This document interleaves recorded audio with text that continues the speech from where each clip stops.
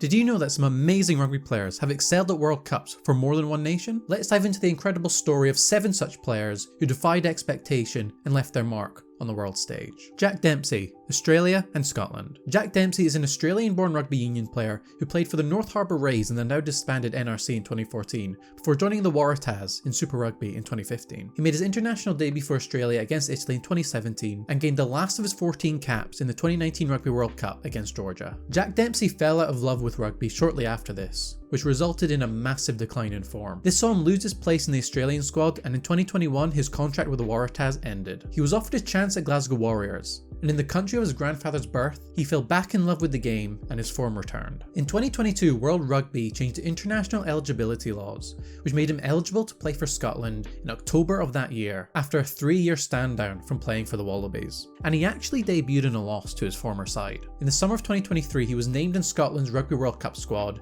and started for them in their first game against the Box. Malachi Feoa, New Zealand and Tonga. Malachi Feoa represented the All Blacks in the 2015 Rugby World Cup, but in 2017 the World Cup champion left New Zealand and signed for Rugby's Galacticos Toulon in France. But he joined at the tail end of their European dominance and then moved to Wasps in England in 2019 before signing for Munster for 1 season last year, and next season he'll turn out for Italian side Benetton. He became eligible to play for Tonga in 2022 due to the same change in international eligibility laws that saw Jack Dempsey become eligible for Scotland. He was named in Tonga's 2023 World Cup squad. Jamie Joseph, New Zealand and Japan. Joseph first represented New Zealand when he played for the Maori All Blacks in 1991. Having impressed for them and Otago, he made his debut for the All Blacks the following year. He played 20 times for New Zealand between 1991 and 1995 and represented the All Blacks in the 1995 Rugby World Cup, where they famously lost in the final to South Africa. After the World Cup, Joseph signed for Japanese side Fukuoka Sanix Blues and qualified for Japan through residency. He made his debut for them in 1999 against Canada before being named in Japan's squad for that year's World Cup. But his time in Japan didn't stop there.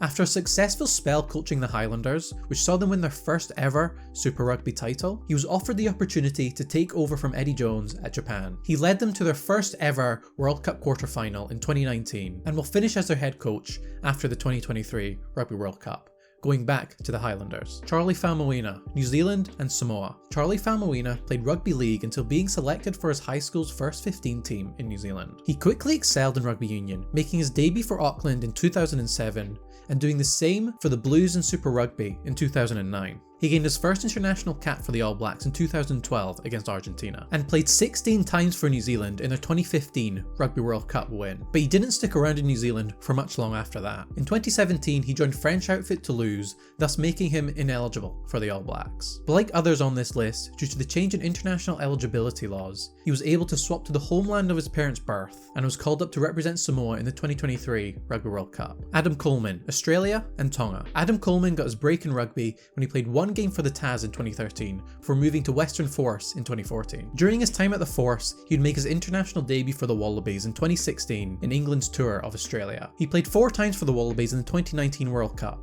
but that would be the last time he would represent Australia. He joined London Irish in the Premiership after Australia was knocked out in the quarter-final and was no longer eligible for a call-up. However, he was eligible for Tonga through his father and was called up to the 2023 Rugby World Cup squad and made his debut against Scotland in Nice. Inga Tuigamala, New Zealand and Samoa. Inga Tuigamala was first called up to represent the All Blacks in 1989, didn't make his debut until 1991 when he played against the USA in the World Cup. He gained 19 caps for New Zealand before switching codes to Rugby League, where he joined Wigan, who he played 102 times for until 1996. However, after leaving Wigan, he returned to Union and signed for Wasps before joining Newcastle Falcons, who he turned out for until his retirement in 2002. After rejoining Union in 1996, he made himself available for Samoa, who he represented at the 1999 Rugby World Cup, where he was involved in a famous win over the hosts, Wales. He gathered 23 caps until his international retirement in 2001, and also represented Samoa in the 1995 Rugby League World Cup. Sadly, in February of 2022,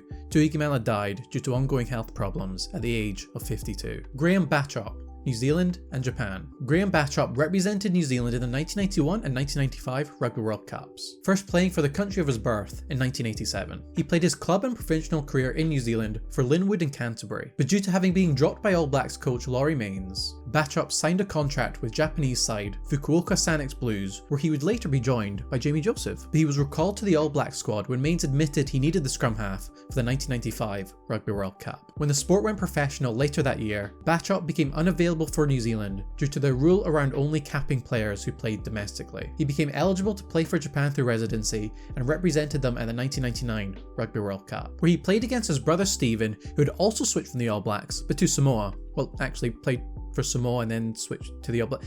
Anyway, if you want to learn more about those brothers and 6 other siblings who've played for different nations, you can check this video out right here. Thanks for watching.